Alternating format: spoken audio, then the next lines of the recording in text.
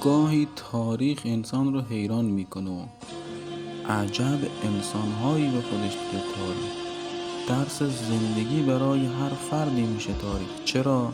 چون قرآن میفرماید قل سیروا فی الارض فانظروا کیف کان عاقبة المکذبین. سوره انعام میفرماید نگاه کنید به اقوام پیشین و از اونها عبرت بگیرید، عاقبت کار اونها چه شده. میگه که میگیم تاریخ میشه درس عبرت. یکی از حوادث کربلا هست. در کربلا اشخاصی هستند سلحشور، اشخاصی هستند بی‌نظیر، اشخاصی هستند دلاور، اشخاصی هستند فوق‌العاده. یکی از این افرادی که هم خودش و هم همسرش شهید شده عبدالله ابن عمیر در کاروان ابی عبدالله علیه السلام در جمع دلیر مردان کربلا حضور داشته. هم خودش هم همسرش تو کربلا بودن و شهید شدن. از کتب تاریخی برمیاد که اولین شهید کربلا عبدالله ابن عمیر کلبیه. خب خیلیا شنیدیم هور اولین شهیده، ولی ظاهرا هور بعد از عبدالله میاد به کاروان ابی عبدالله میپیونده. امام در زیارت ناحیه مقدسه نام ایشون رو میاره، میفرماید السلام علی عبدالله ابن عمیر کلبی که در شب 8 عبدالله به کاروان ابی عبدالله پیوست. یه نکته خیلی مهمی که وجود داره اینه که تاریخ اطلاعات زیادی از قبل از حادثه عاشورا در مورد عبدالله وجود نداره، ولکن تو روز عاشورا حضور داشته و هم خودش و هم همسر شهید شدن. خیلی ها بودن که اسم و رسمای عجیب داشتن ولی از لشکر ابی عبدالله عقب موندن.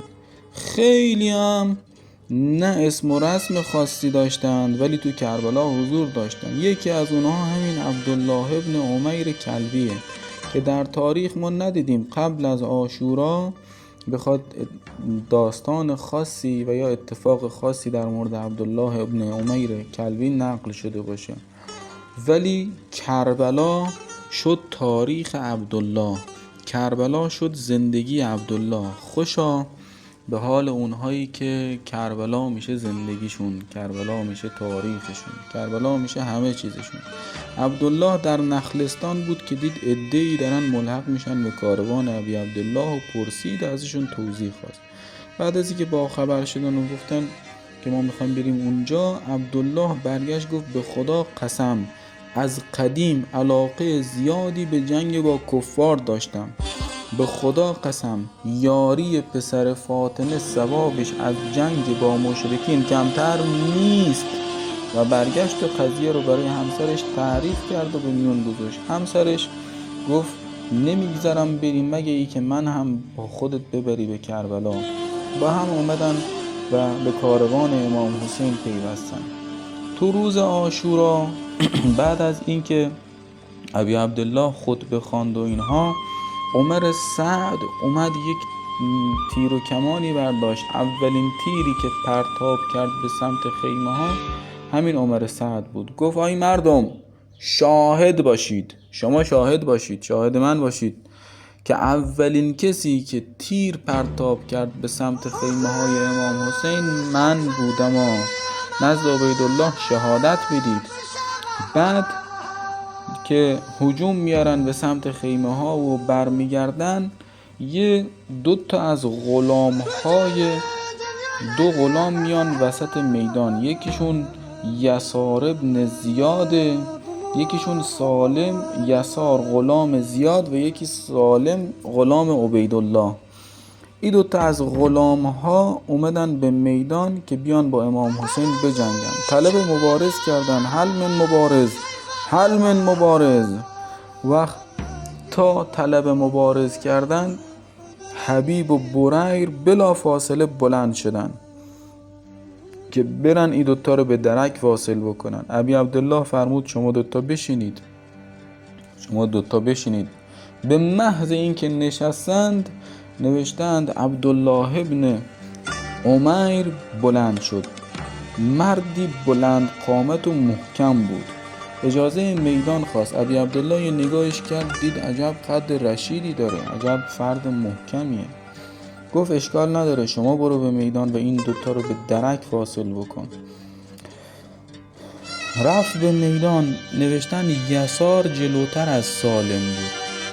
خب اول باید با یسار مبارزه میکرد. اومد با یسار جنگید و یسار رو به زمین زد و داشت شمشیر به پیکر ملعون یسار میزد که سالم غلام عبیدالله اومد. متوجه نشد. سعی کردن متوجهش کنن اصحاب، دیدن متوجه نمیشه. شمشیر رو آورد که بزنه به صورت مبارک عبدالله. دستاشو علم کرد عبدالله و انگشتان دستش قطع شد اینجا و سالم هم به درک واصل کرد. بعد برگشت به سمت خیمه ها. همین حالی که داشت برمیگشت و با این حال خونالود که داشت برمیگشت، دیدن همسرش وهب این رو دید. وقتی که اینو دید، عمودی از خیمهش آورد که بره به سمت لشکر دشمن. امام حسین متوجه شد، اومد جلوشو گرفت، گفت برو به خیمه زنها. بعد دوباره عبدالله رفت به میدان. بعد از این دوباره رفت به میدان و بعد از این رجز میخوند عبدالله.